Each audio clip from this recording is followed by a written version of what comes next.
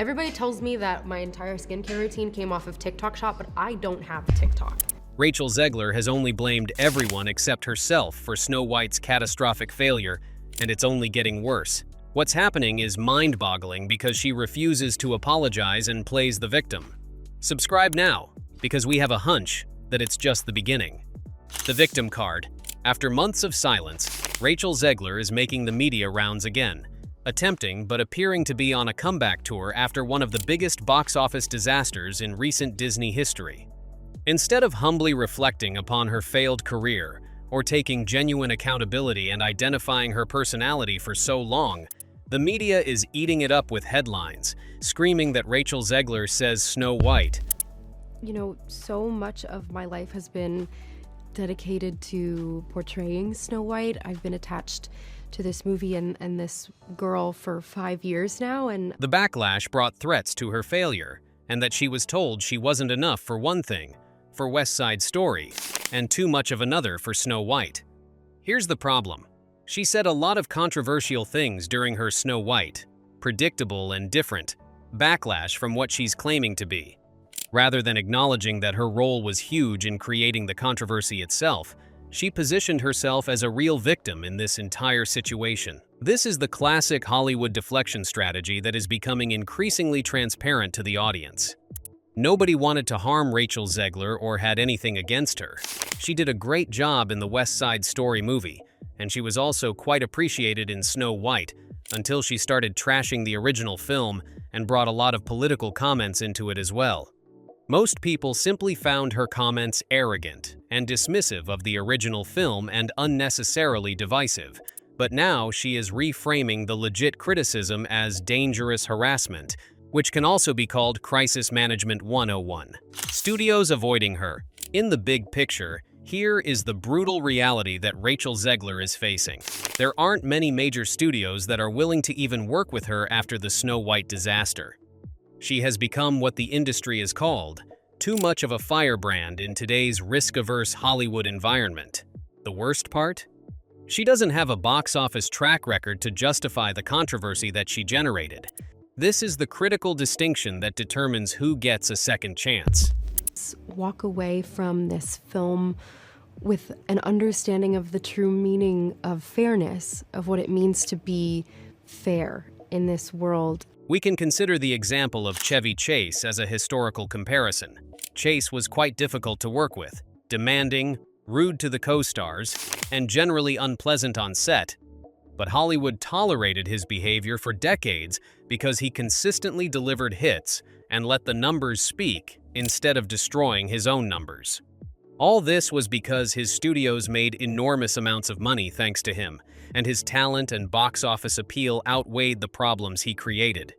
Eventually, even Chase's commercial success couldn't compensate for his reputation, and he found himself essentially blocked from major projects, but he got away with difficult behavior far longer than anyone could ever work.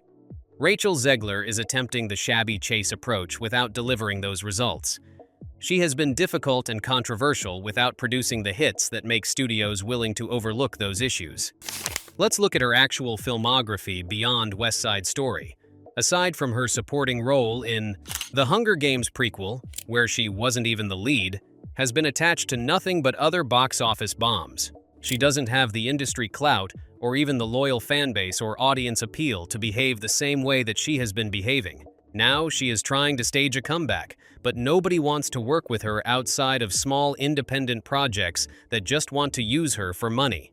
From an industry observer's perspective, she appears pretty thoroughly blacklisted from most major production companies. The media tour with this empathetic journalist seemed designed to restore her image and generate public sympathy, but the truth is that it's not doing that at all.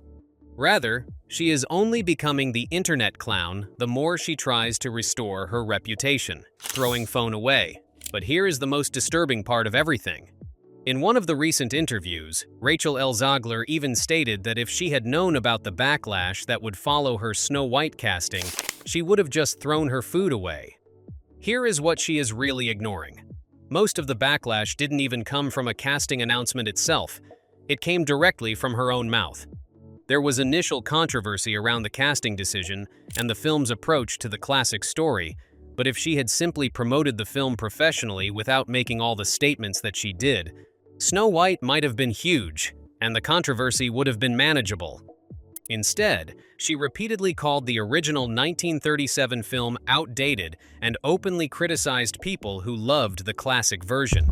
The winged victory came to the Louvre in pieces, and people still line up to see her.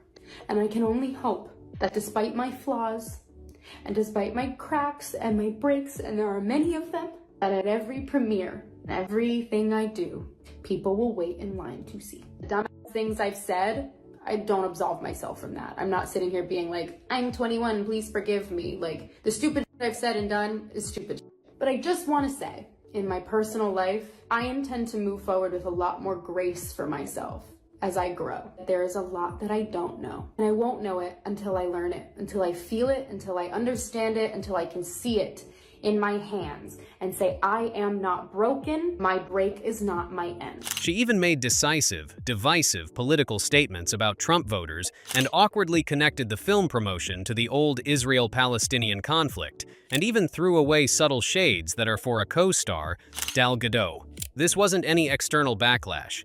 It was basically self-harm that went way too big until she couldn't be ignored. The best public relations strategy available to help would have been this genuine apology, acknowledging that some of her promotional statements were unnecessarily divisive and that she understands why that upset people. This would be her chance of redemption, but it just made matters worse because she wasn't doing anything to fix her image. Not being enough. Before we reveal her negative self-talk, subscribe to the channel because we're only just beginning. Zegler's whole media narrative centers around the claim that she was criticized for being enough of one thing for West Side Story and too much of another thing for Snow White. She's framing this as confusing identity-based criticism that she has received recognition early in her 20s, trying to position herself as a young actor who is struggling with a lot of unfair external pressures.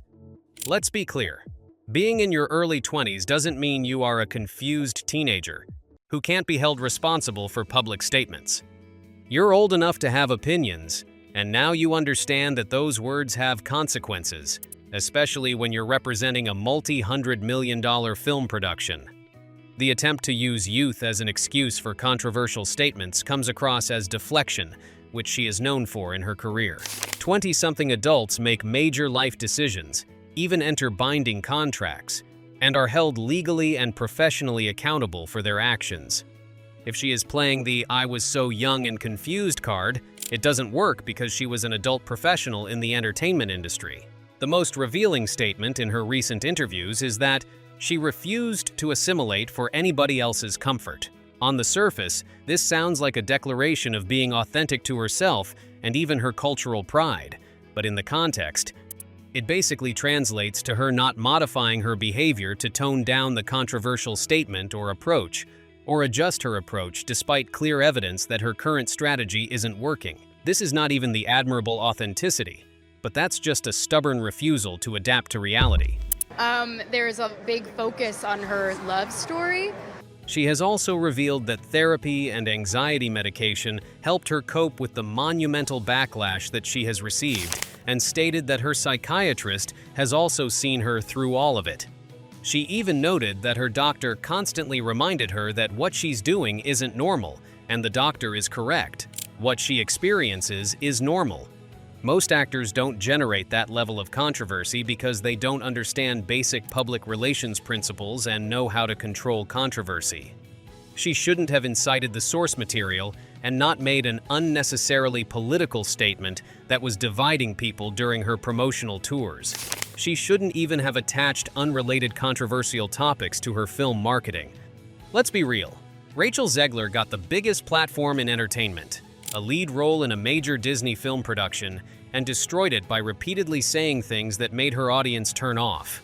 What made it worse was her belief that she was so talented and important that people would see her films regardless of what she said. There were reports of her suggesting that she could do whatever she wanted, and the audience would still line up because of her acting and abilities. The different perspective. Let's imagine you're a studio executive who is considering Rachel Zegler for a role. Someone brings you the casting proposal with her name attached to it. You are immediately going to see her recent history, right?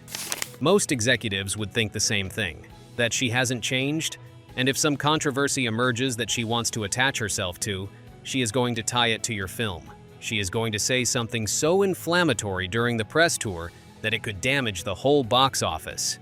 The studio simply cannot afford the risk in today's environment, where a single viral controversy can destroy the production's commercial prospects before opening a weekend. Nothing in her current media tours suggests that she's learned any sort of restraint or even developed better judgment about public statements. This interview cycle is essentially confirming to industry decision-makers that she would just be as problematic as she was on the set of Snow White. Zegler has also discussed starting anxiety medicine, calling it truly life, truly a game changer, because she wasn't functioning, and that she wanted to function in a way that made her feel confident. She was also moving through the world. There is nothing wrong with seeking mental health support or taking that medicine because that's genuinely admirable and something that should be destigmatized. The issue is that she describes her mindset that helped her overcome the backlash. What exactly is that backlash based on? These interviews appear not to be her, but everything wrong is with other people. That is not healthy self-talk. That is just refusing to engage with any criticism by dismissing all the feedback as external persecution rather than considering that any of those points might be good. She even states that she thinks a victim mindset is a choice and doesn't choose it, but that's literally the entire interview with her. She represents and positions herself as the victim of unfair treatment rather than someone who made professional mistakes and experienced any serious consequences. The real question. Despite all the questions we have, this is the ultimate one of them all. Will any major studios ever trust Rachel Zegler with huge roles in a big-budget production again? The answer is based on the current industry sentiment, and it basically is that probably not anytime soon, and possibly never in lead roles. She hasn't demonstrated real self-awareness, media discipline, and isn't PR trained like she should have been in the first place. The box office track record that she has is absurd because Disney lost huge amounts of money just working with her. These interviews aren't even helping her case because they are only confirming to decision-makers that she is exactly the same person who created the problem during the Snow White promotional film. For a comeback to work, she would need to demonstrate genuine growth, acknowledge the past mistakes, show humility, and rebuild industry relationships while proving that she can promote projects without generating any serious controversy instead. None of that is happening.